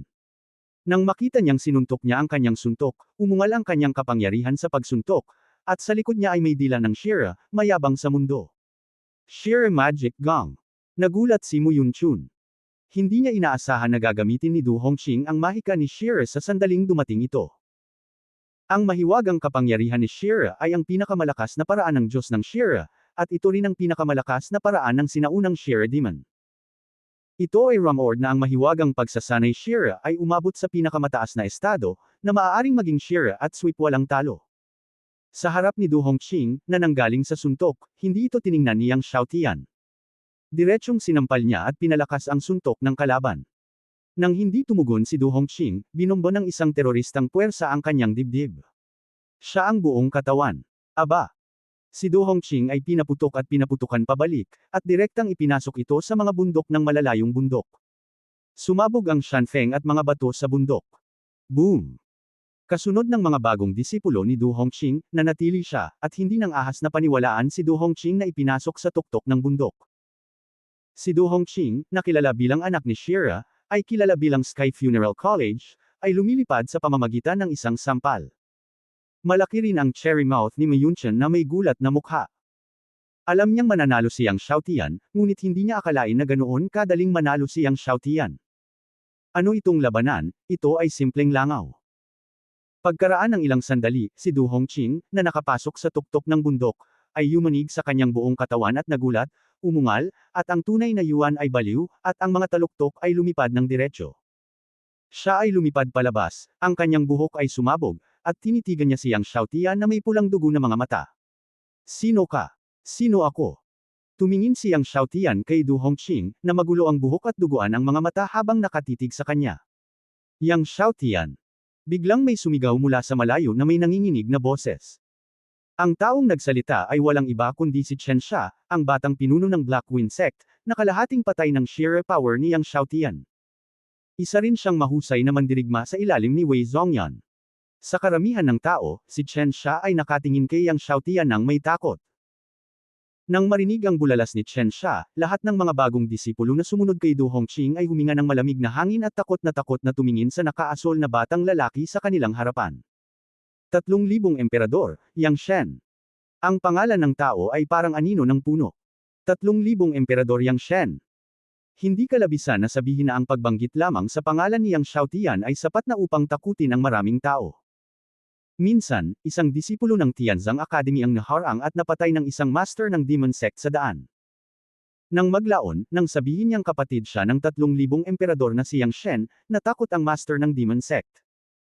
Ipinapakita nito ang nakakatakot na kapangyarihan ng pangalan ng 3,000 na emperador na Diyos sa Fuyuan Empire. Nakalanghap din si Du Hongqing ng malamig na hangin. Pinigilan niya ang kanyang pagkagulat, ito pala ay 3,000 emperador yang Diyos. Paanong hindi niya malalaman ang tungkol sa 3,000 emperador na si Yang God? Pumasok siya sa Tianzang Academy para lang kay Yang Xiaotian. Ngayon ang pangalan ng 3,000 emperors Yang God ay halos nasa lahat ng dako sa mga kalye at eskinita ng Fuyuan Empire, at ito ay nagiging mas misteryoso at higit na mahiwaga, na naging sanhi din ng maraming masasamang henyo mula sa mga sinaunang pamilya na nakatago mula sa mundo na hindi nasisiyahan. Isa na rito si Du Hongqing. Huminga siya ng malalim, at ang kanyang mga mata ay puno ng fighting spirit. 3,000 emperors Yang God, right? Gusto kitang ipaglaban. Lumaban ka. Nang marinig nila na gustong labanan ni Du Hongqing si Yang Xiaotian, nagulat ang lahat. Si Du Hongqing ay parang Yang Xiaotian, isang henyo na may talent detection value na higit sa 7,000. Bagamat si Du Hongqing ay natangay kay Yang Xiaotian ngayon lang, nadama pa rin ng lahat na si Du Hongqing ay may lakas na lumaban kay Yang Xiaotian. Gusto mo akong awayin? Tumingin si Yang Xiaotian kay Du Hongqing na sabik na lumaban, at mahinahong sinabi, kung ganoon, sige na. Hindi, gusto kitang ipaglaban sa tuktok ng Sky Burial Kick. Dahan-daang sabi ni Du Hongqing. Sa sandaling sinabi ito ni Du Hongqing, ang lahat ay nagkakagulo. Sa simula, nakipag-away si Wei Zhongyan kay Yang Xiaotian sa tuktok ng Sky Burial Kick. Ngayon, susundan ni Du Hongqing si Wei Zhongyan at lalaban kay Yang Xiaotian sa tuktok ng Sky Burial Kick. Itaas ng Sky Burial Kick. Sumimangot si Yang Xiaotian. Oo, bukas, lalabanan kita sa tuktok ng Sky Burial Kick. Tinitigan ni Du Hongqing si Yang Xiaotian at sinabi sa malalim na boses, paano mo natalo si Wei Zhongyan sa simula? Bukas, matatalo kita sa parehong paraan. How about it, do you dare to accept it? Maglakas loob na tanggapin ito. Okay.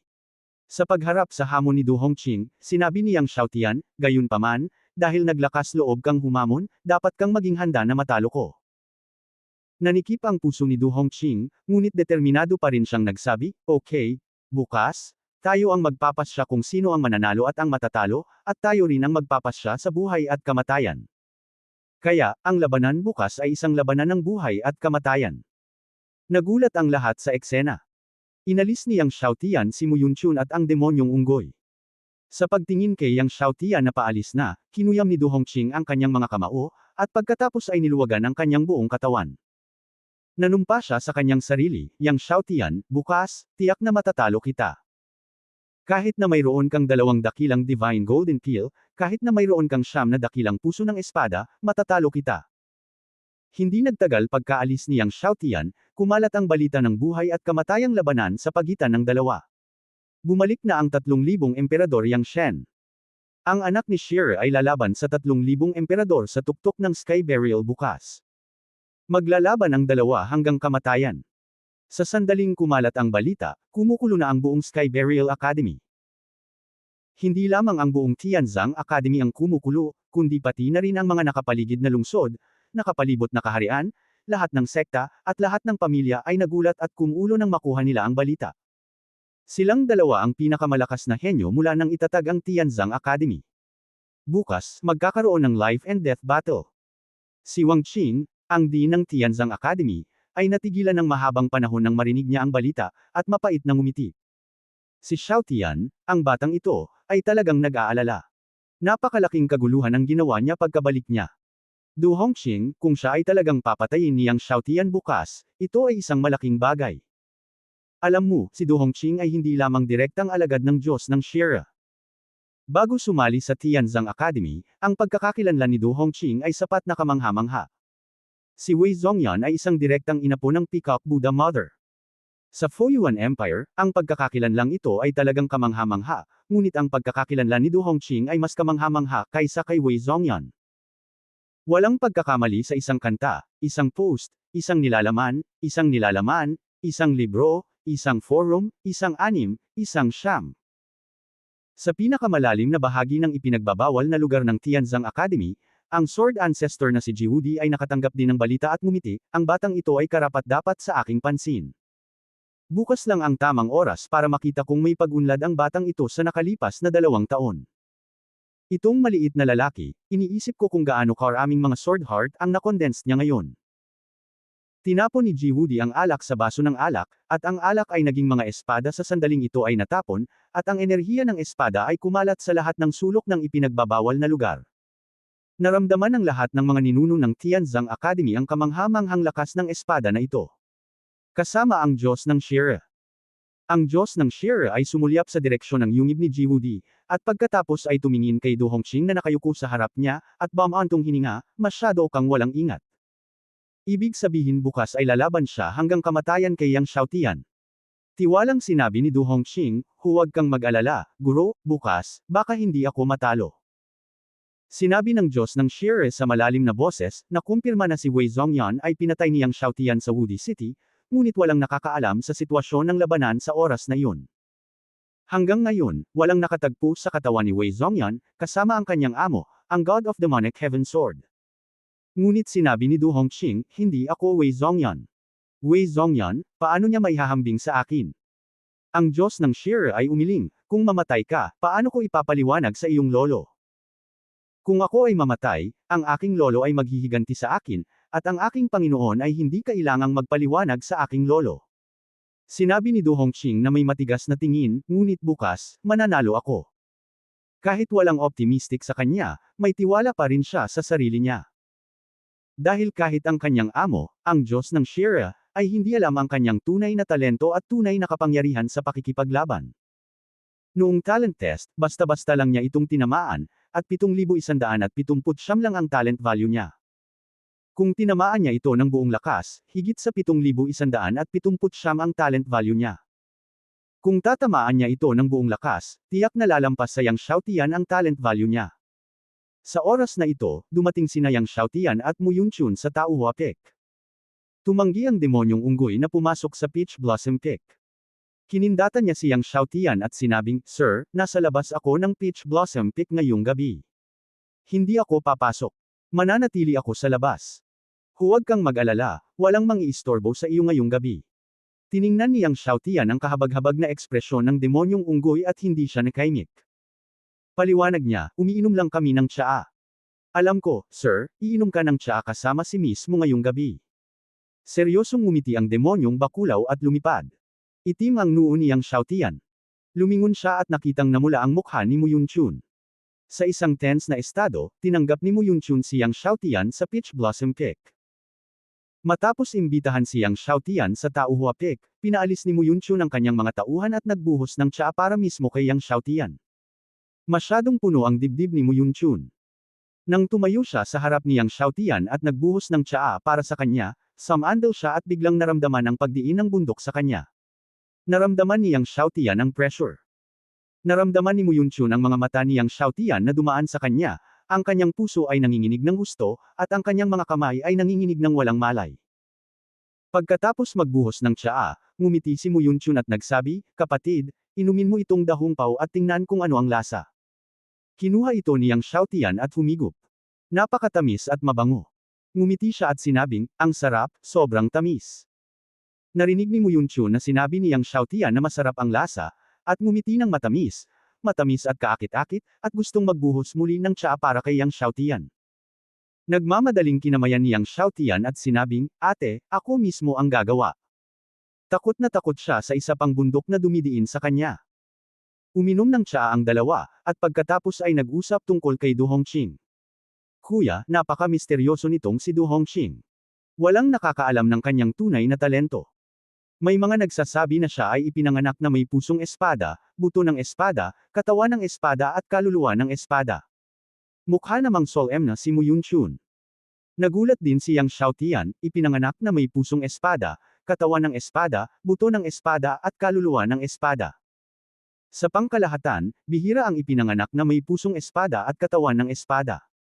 Halimbawa, ipinanganak si Yuyi na may puso ng espada at may 5 elementong katawan ng espada. Si Du Hongqing ay isinilang na hindi lamang may pusong espada at katawan ng espada, kundi isang buto ng espada at kaluluwa ng espada. Nakakaloka ito. Narinig ko na ganoon nga. Tumango si Mu Yunchun at sinabing, ngunit walang disipulo ng Tianzang Academy ang nakakita sa kanya na gumamit ng Sword Heart, Sword Body, Sword Bone at Sword Soul ng magkasama. Pagkatapos ay sinabi niya, at nabalitaan ko na mayroon siyang kambal na Supreme Martial Souls. Twin Supreme Martial Souls. Nagulat si Yang Xiaotian. Ang Du Hongqing na ito ay talagang isang kambal na Supreme Martial Soul, katulad niya sa simula. Kung gayon, talagang nakakamangha ang kanyang talento. Alam mo, bagamat mayroon din siyang kambal na Supreme Martial Soul sa simula, wala siyang Sword Heart at Sword Body, lalo pa ang Sword Bone at Sword Soul. Sa kabutihang palad, nakuha niya ang mana ni Lord Hongfeng at nagpractice ng pinakamalakas na pamamaraan ng sinaunang Dragon Clan, ang Dragon Art, na naging dahilan upang siya ay sumalungat sa langit. Oo, Twin Supreme Martial Souls. Same time na sinabi ni Mu Yunchun, kaya kapatid, dapat kang mag-ingat sa labanan bukas. Narinig ito ni Yang Xiaotian at ngumiti, alam ko, pagkatapos uminom ng tsaa ni ate, sisabog ang lakas ko sa pakikipaglaban bukas, at tiyak na masasabog ko si Du Hongqing. Inilibot ni Mu Yunchun ang kanyang mga mata kay Yang Xiaotian, kaakit-akit at mapang-akit, at ngumiti, pinapasaya mo muli si ate. Matagal na nagkwentuhan ang dalawa. Gayunpaman, tulad ng sinabi ni Yang Xiaotian, ang dalawa ay umiinom lamang ng tsaa. Nang makitang madilim na ang gabi, bumalik si Mu Yunchun sa kanyang bakuran. Matapos bumalik sa kanyang bakuran, naisip niya ang mga gawain ng pamilya at nakasimangot. Ang pamilya mo ay nasa isang malaking problema. Sa oras na ito, pagkatapos na maunawaan ni Yang Xiaotian ang Reincarnation Sword sa bakuran, ginamit niya ang kanyang Life Soul Skill Space sa pagtatago, umalis sa Taohua Peak, at pagkatapos ay pumunta sa Tianzang Mountain. Sa ilalim ng proteksyon ni Master Ding, matagumpay niyang nalampasan ang Tianzang Mountain Restriction at ang Innate Sword Formation at nakarating sa Kangshen Cave Mansion. Ginamit ni Yang Xiaotian ang kapangyarihan ng 18 Sword Monuments para buksan ang Kangshen Cave Mansion, dumaan sa unang 2 layer, at direktang pumunta sa 3 layer ng palasyo. Si Yang Xiaotian ay nakatayo sa harap ng 3 layer ng palasyo, at ang kapangyarihan ng 14 na Sword Hearts ay ganap na na-activate, at humampot sa gate ng 3 layer ng palasyo. Mabagal na bumukas ang gate ng 3 layer ng palasyo. Pumasok si Yang Xiaotian sa 3 layer ng palasyo. Ang 3 layer ng palasyo ay halos kapareho ng naunang 2 layer. Ang tanging pagbabago ay ang unang layer ng palasyo ay napuno ng 9 Heavenly Tribulation Thunderwater, ang pangalawang layer ay ang Kangshen Sword at Kangshen Sword Technique, at ang ikatlong layer ay isang pares ng guwantes. Isang pares ng guwantes na tila nilagyan ng dark gold. Ang mga guwantes ay walang kamangha-manghang liwanag, ngunit ang ningning ay kaakit-akit. Sila ay inilagay doon, napakatahimik, at walang kamangha-manghang kapangyarihan. Lumakad pa sulong siyang Xiaotian at kinuha ang kamay ni Kang Shen. Napakabigat nito sa kamay, at hindi ko alam kung saang material ito ginawa. Sa kasalukuyang lakas niyang Xiaotian na sapat na para patayin ang emperador, halos hindi niya ito maiangat sa buong lakas. Agad na ginamit niyang Xiaotian ang paraan ng pagdadalisay ng dugo para sa simula ay pinuhin ang kamay ng Diyos ni Kang. Nang pinuhin niya ang kamay ng Diyos ni Kang, ang kamay ng Diyos ni Kang ay naging napakagaan at manipis, na parang wala lang. Nang isuot niya ito sa kanyang kamay, ang orihinal na malaking kamay ng Diyos ni Kang ay nagbago at naging kasing laki ng kanyang mga kamay, na mahigpit na nakakabit sa kanyang mga kamay. Sinubukan niyang Xiaotian na i-circulate ang kanyang tunay na diwa upang buhayin ang kamay ng Diyos ni Kang. Biglang sumabog ang kamay ng Diyos ni Kang na may nakakatakot na banal na liwanag, at ang walang katapusang divine power ay sumabog mula sa kamay ng Diyos ni Kang. Nayanig ang yungib ng Diyos ni Kang. Lalong nanginig ang Sky Burial Mountain.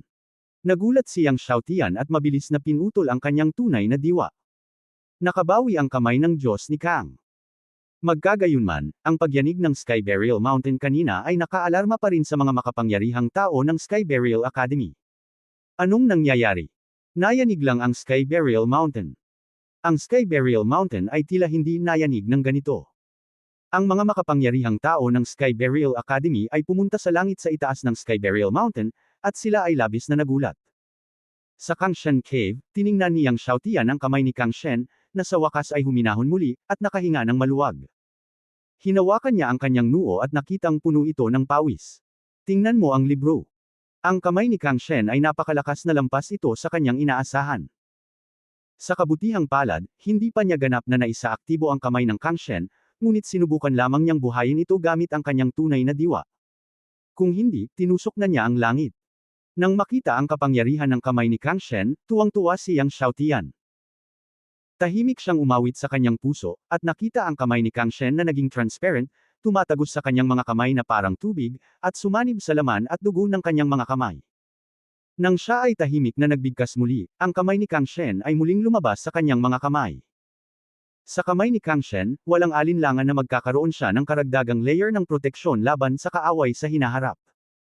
Sayang lang ang kamay ni Kang Shen, lihim na sabi niyang Xiaotian. Ang Kang Shen suit ay hindi lamang ang kamay ni Kang Shen, kundi pati na ang armor ng Kang Shen, ang helmet ng Kang Shen, ang boots ng Kang Shen, at ang espada ng Kang Shen. Ngayon, mayroon lamang siyang espada ng Kang Shen at kamay ni Kang Shen. Yung 3 piraso naman, hindi ko alam kung nasaan. Hindi rin ito binanggit ng Panginoon ng Kang Shen.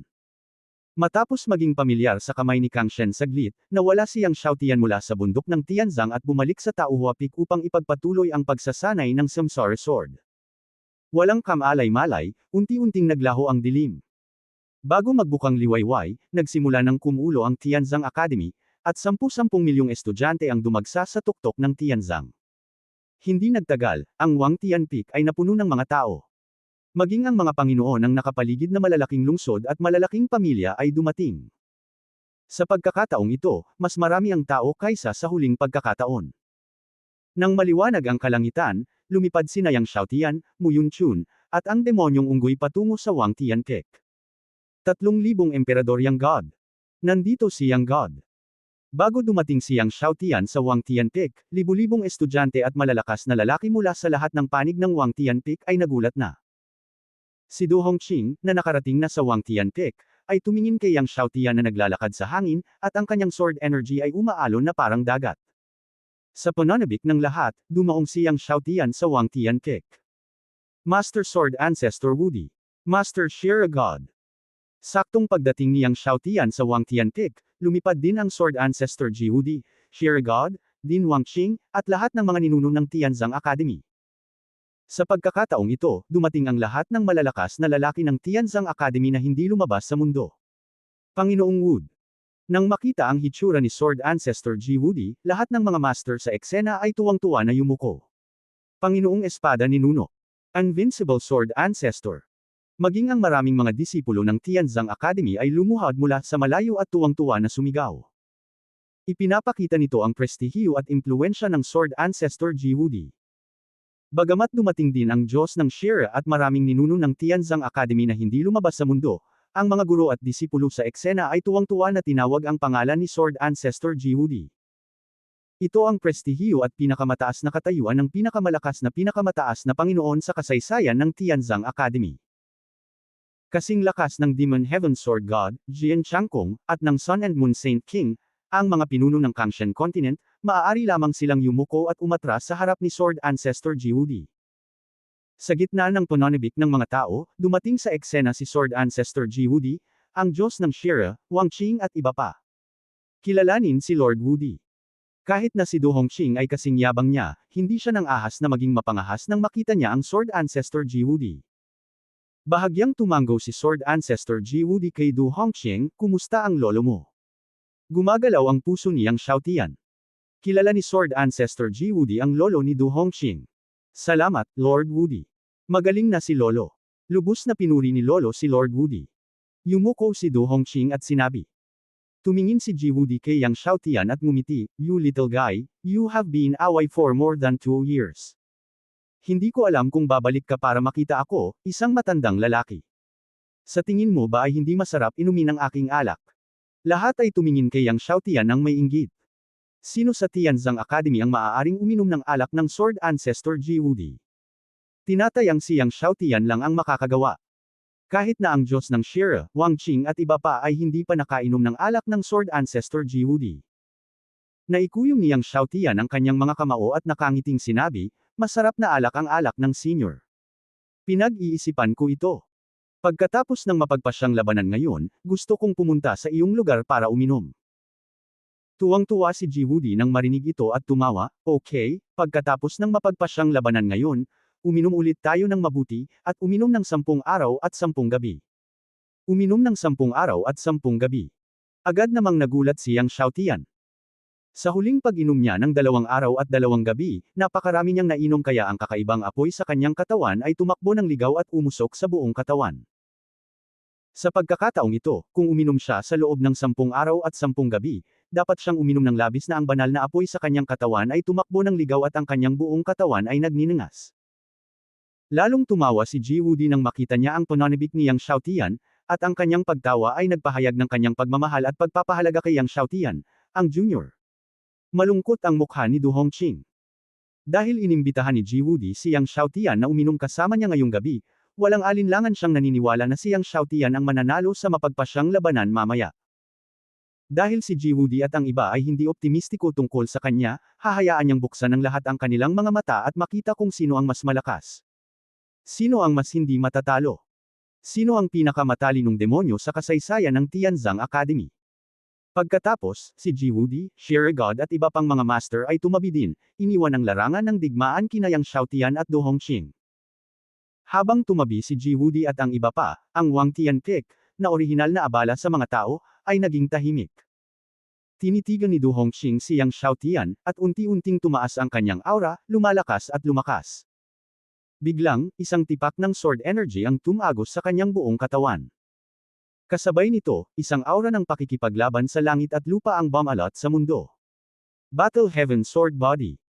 Nang makita ang lakas ng espada sa buong katawan ni Du Hongqing, maraming malalakas na lalaki ang bumulalas.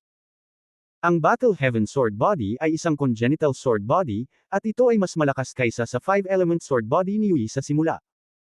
Pagkatapos, ang mga buto ni Du Hongqing sa buong katawan ay sumambulat din ng lakas ng espada. Isang pinakamataas na aura ang bumalot sa mundo. Ito ang Supreme Sword Bone. Nagulat ang lahat nang makita nila ito. Si Du Hongqing ay hindi lamang ipinanganak na may buto ng espada, ngunit mayroon ding Supreme Sword Bone. Ang Supreme Sword Bone ay walang alinlangan na isa sa pinakamalakas na buto ng espada. Sinasabi na kahit na ang isang taong ipinanganak na may Supreme Sword Bone ay mamatay, ang kanyang Sword Bone ay maaaring maging immortal sa milyon-milyong taon. Sa gitna ng pagkabigla ng lahat, ang mga haligi ng enerhiya ng espada ay bumaril mula sa ulo ni Du Hongqing, diretso sa kalangitan, at ang hangin at mga ulap ay nagbago ng kulay. Ang haliging ito ng enerhiya ng espada ay bumaril mula sa dagat ng kanyang kaluluwa. Sa oras na ito, ang dagat ng kanyang kaluluwa ay parang dagat ng enerhiya ng espada. Immortal Sword Soul. Nang makita ito, maging ang Sword Ancestor Ji-Wudi ay namangha. Si Du Hongqing ay hindi lamang ipinanganak na may Sword Soul, kundi pati na rin ang pinakamalakas na Sword Soul, ang Immortal Sword Soul. Ang kaluluwa ng espadang ito ay sinasabing immortal, na nagpapakita kung gaano ito kalakas. Ang Immortal Sword Soul ay mas mahirap makita kaysa sa Supreme Sword Bone.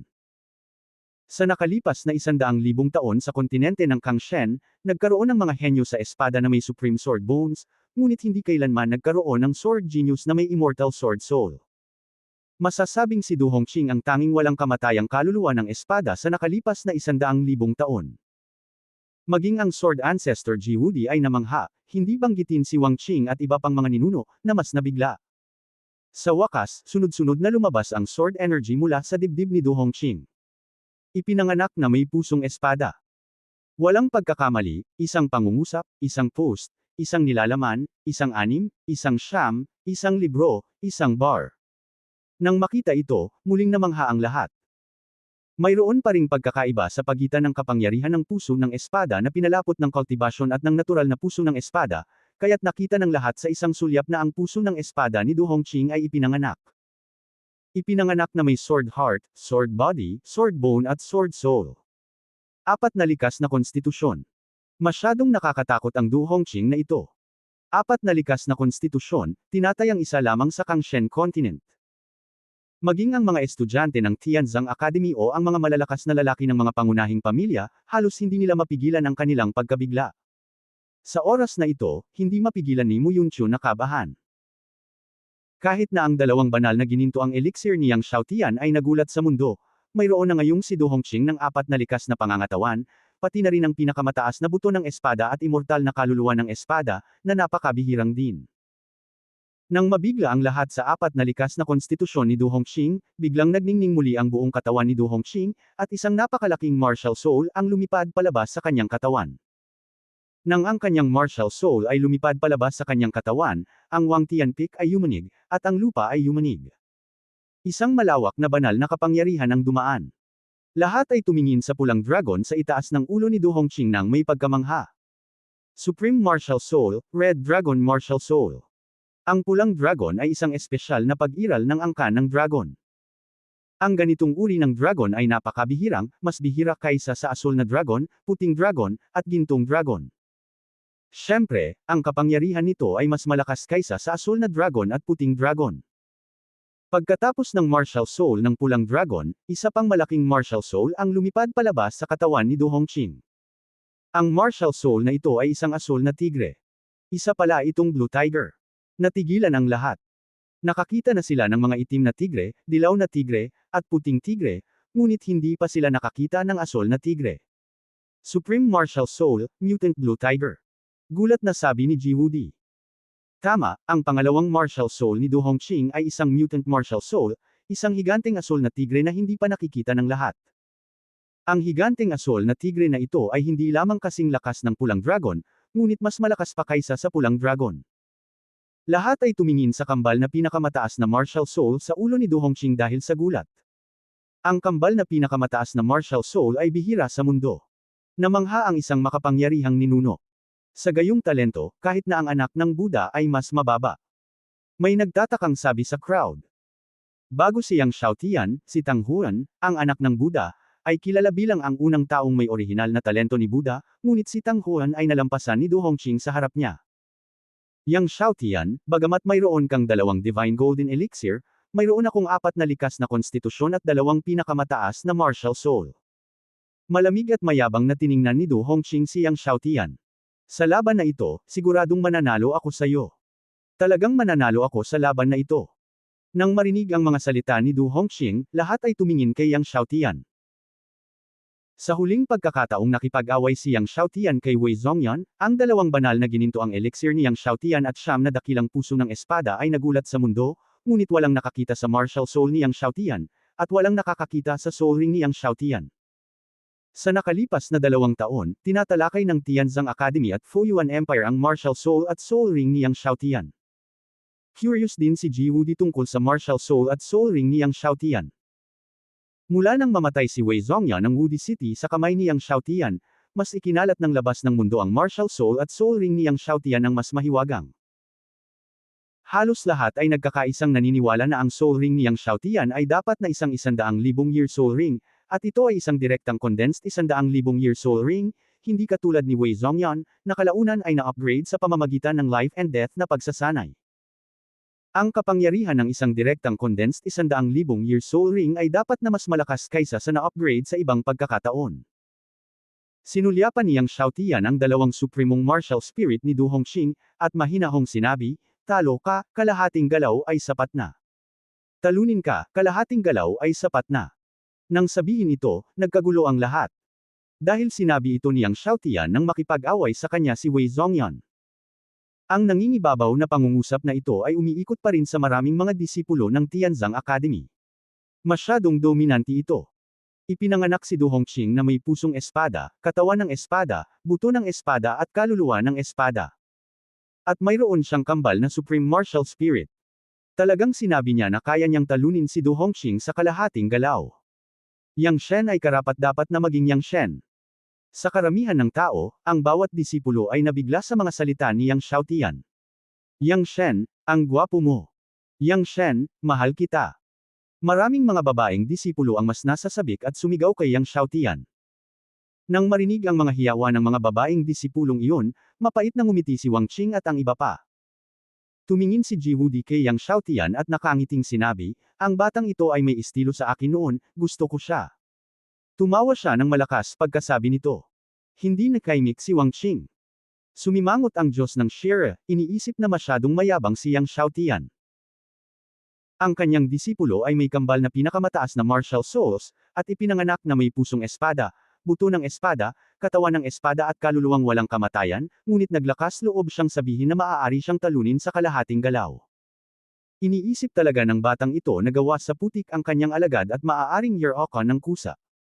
Galit din si Du Hongqing kaya namula ang kanyang mukha.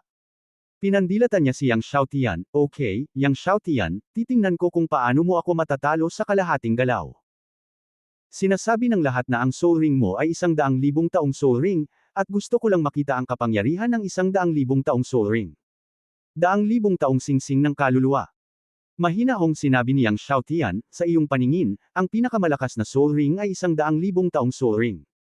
Sa sandaling sinabi ito ni Yang Xiaotian, lahat ng malalakas na lalaki ay nagulat. Ano ang ibig sabihin nito ni Yang Shen? Ang ibig niyang sabihin ay mahigit 100,000 taong gulang na ang kanyang soul ring.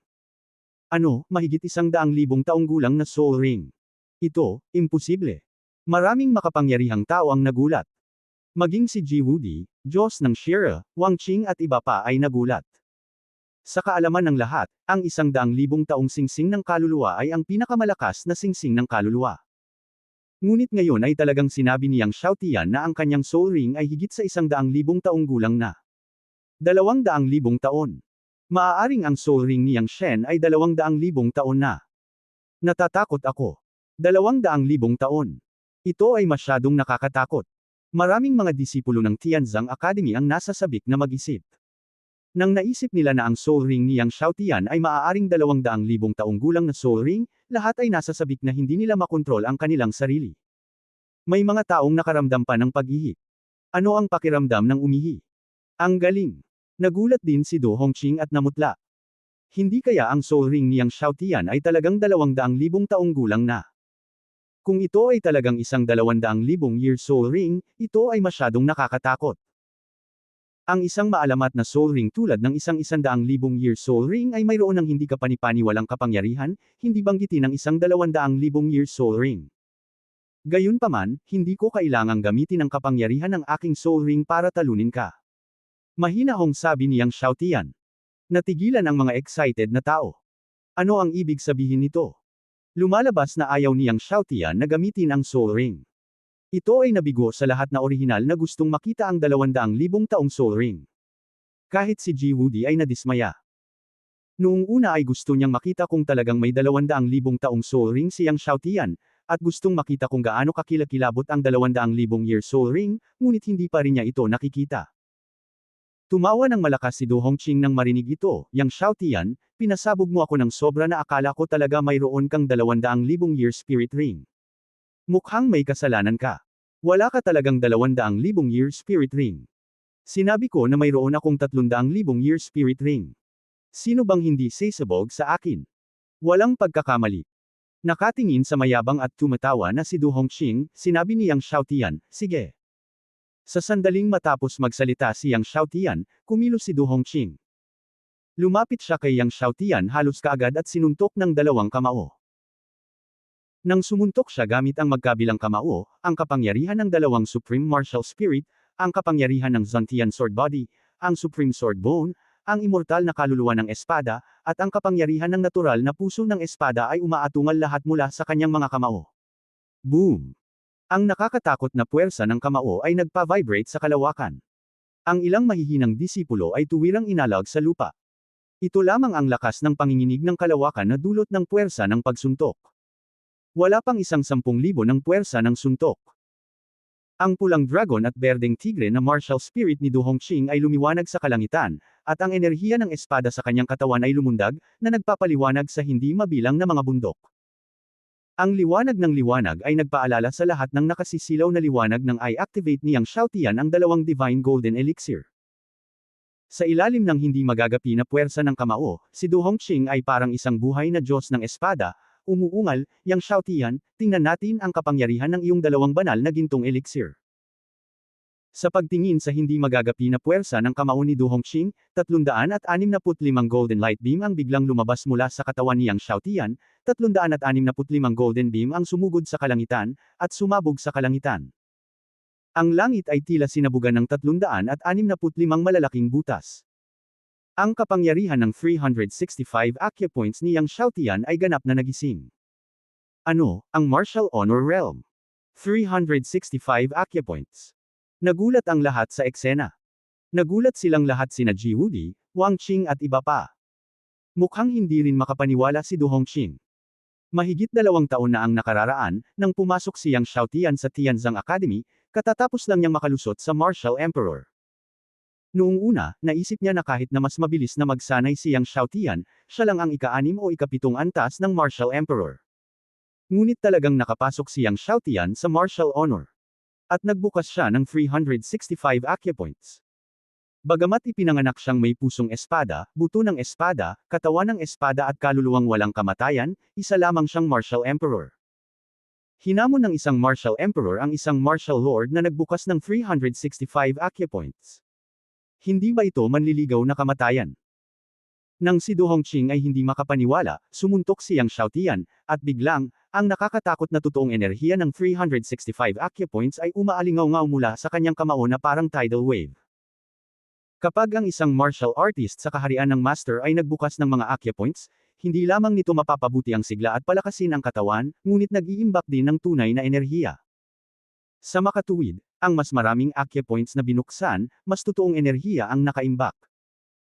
Ang bawat acupoint ni Yang Xiaotian ay 12-dosenang beses na mas malaki kaysa sa mga ordinaryong martial artist sa kaharian ng master. Anong kaguluhan at kakilakilabot ang mangyayari kung ang tunay na enerhiya ng 365 acupoints ay isaaktibo ng sabay-sabay? Nang ang tunay na diwa ng 365 acupoints ay sumambulat na parang umiikot na dagat, ang Wangtian Peak ay yumanig ng husto. Ang totoong essence power ng 365 acupoints ay parang 365 Raging Sea, at ang tunay na essence power na nakapaloob sa bawat acupoint ay ilang beses na mas malakas kaysa sa fist power ni Du Hongqing. Sinuntok ni Yang Xiaotian, at ang lakas na katumbas ng 1,000 beses ng kapangyarihan ng kamao ni Du Hongqing ay umungol patungo sa kanya. Isang kapangyarihan na 1,000 beses na mas malakas kaysa kay Du Hongqing, gaano ito kakilakilabot? Ang espasyo ay gumawa ng isang matalim na sipol. Si Du Hongqing ay natakot, na may walang katapusang kawalan ng pag-asa sa kanyang mga mata. Sa pagharap sa suntok ni Yang Xiaotian, ang kanyang nag-aalab na fighting spirit ay matagal nang napatay. Kung tamaan siya ng suntok ni Yang Xiaotian, siguradong isang suntok ang naghihintay sa kanya. Kahit na siya ay ipinanganak na may pusong espada, katawan ng espada, buto ng espada at kaluluwang walang kamatayan, wala itong silbi, kahit na mayroon siyang dalawang Supreme Martial Souls. Ang tanging resulta ay sesabog. Sa harap ng ganap na kapangyarihan, kahit gaano ka-talento, wala itong silbi. Kahit na may 4 na likas na konstitusyon si Du Hongqing, wala itong silbi. Not to mention the 4 innate constitutions, kahit 5 innate constitutions siya, sasabog pa rin siya. Boom! Sa ilalim ng kapangyarihan ng 365 acupoints ni Yang Xiaotian, si Du Hongqing ay parang hipon na tinamaan ng dagat, at agad na natangay.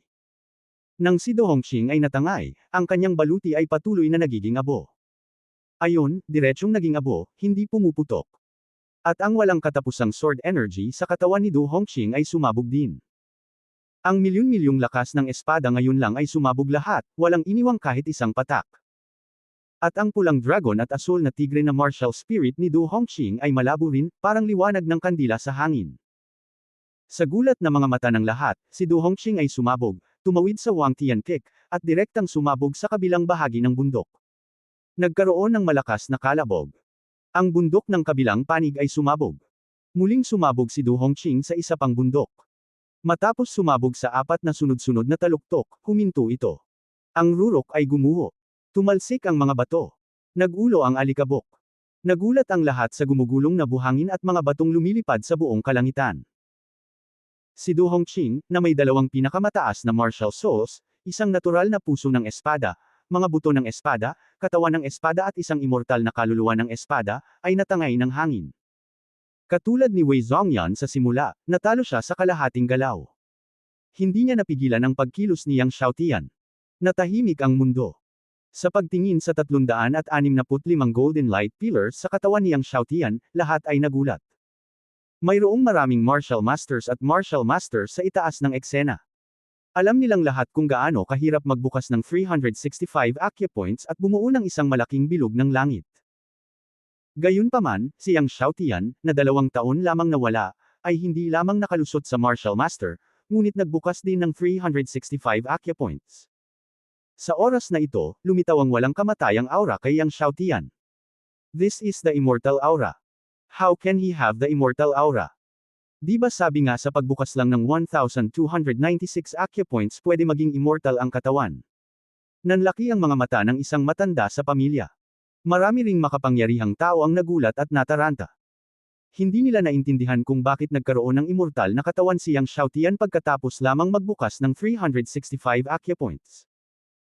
Nag-isip si Ji Wudi ng isang posibilidad at tuwang-tuwang sinabi, dahil nagbukas siya ng 365 acupoints sa isang pagkakataon. Ano, nagbukas ng 365 acupoints sa isang pagkakataon? Napabuntong hininga ang lahat. Ito ay bihirang magbukas ng 12 acupoints sa isang pagkakataon. Bihirang magbukas ng 2 maliit na Jotian sa isang pagkakataon. Ngunit talagang nagbukas si Yang Xiaotian ng 365 acupoints sa isang pagkakataon. Tama, ayon sa mga sinaunang alamat, kung maaari mong buksan ng 365 acupoints sa isang pagkakataon, maaari mong maakit ang ulan mula sa langit. Ang isang napakalakas na sinaunang ninuno ng Tianzang Academy ay nasa sabik din. Siguradong nasipsip ng batang kaibigan na siyang ang ulan mula sa langit, kaya walang kamatayan ang kanyang katawan. Nagulat ang lahat. Alam ng maraming tao sa unang pagkakataon na ang pagbubukas ng 365 acupoints ay maaaring magpalitaw ng ulan mula sa kalangitan. Gayunpaman, ang pagbubukas ng 365 acupoints ng sabay-sabay ay isang sinaunang mito. Walang makakagawa nito pagkatapos ng sinaunang panahon. Tuwang-tuwang sinabi ng sinaunang ninuno, hindi ko inaasahan na lilito muli ang gayong sinaunang alamat makalipas ang 1,000,000 taon. Ang mga mata ng milyon-milyong disipulo ng Tianzang Academy na nakatingin kay Yang Xiaotian ay mas panatiko. 3,000 Emperador Yang Shen. Walang pagkakamali, isang post, isang nilalaman, isang anim, isang siyam, isang libro, isang bar. Si Yang Shen ay hindi matatalo.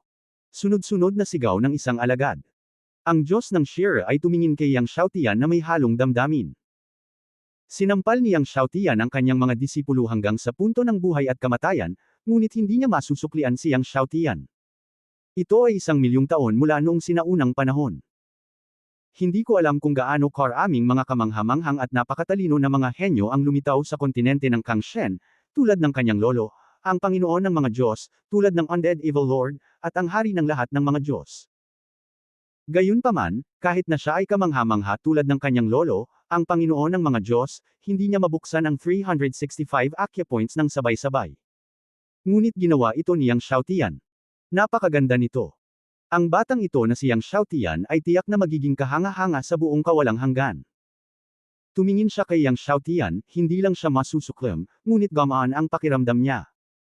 Si Yang Xiaotian ay isang disipulo ng Tianzang Academy. Kung si Yang Xiaotian ay maaaring maging kahanga-hanga sa buong kawalang hanggan, ito ay ang kaluwalhatian ng Tianzang Academy at ang kaluwalhatian ng Kangshen Continent. Mabuti.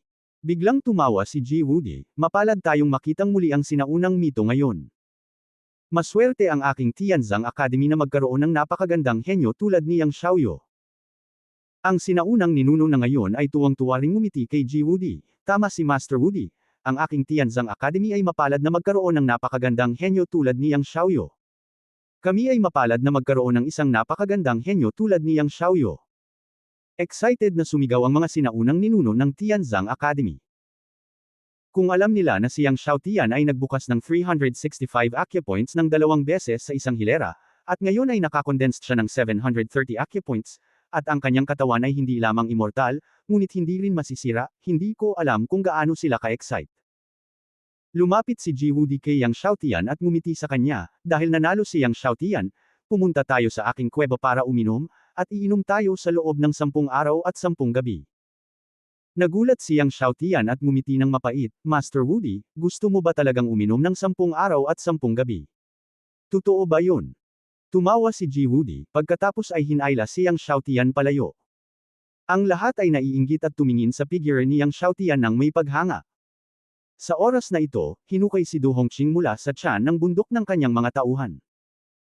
Ang katawan ni Du Hongqing ay natatakpan ng parang gagamba na dagwang bitek, na parabang ang kanyang katawan ay malapit ng mahati anumang oras. Bagamat hindi pa namatay si Du Hongqing, hindi siya malayo sa kamatayan. Nang makitang buhay pa si Du Hongqing, lahat ay namangha. Dapat sabihin na si Du Hongqing, na may kambal na pinakamataas na kaluluwa, isang natural na katawan ng espadang lumalaban, pinakamataas na buto ng espada, at isang walang kamatayang kaluluwa ng espada, ay may malakas na sigla. Kung ang ibang mga martial emperors ay nagtiis sa nakakatakot na suntok ni Yang Xiaotian, tiyak na sila ay sabog na nagkapira-piraso. Ang Diyos ng Shire ay kumuha ng isang tableta at ibinigay ito kay Du Hongqing upang lunukan, na nagligtas sa buhay ni Du Hongqing, at pagkatapos ay humiling sa isang tao na buhatin si Du Hongqing pabalik. Habang dinadala pabalik si Du Hongqing, kumalat ang balita ng labanang ito, na yumanig sa Fuyuan Empire.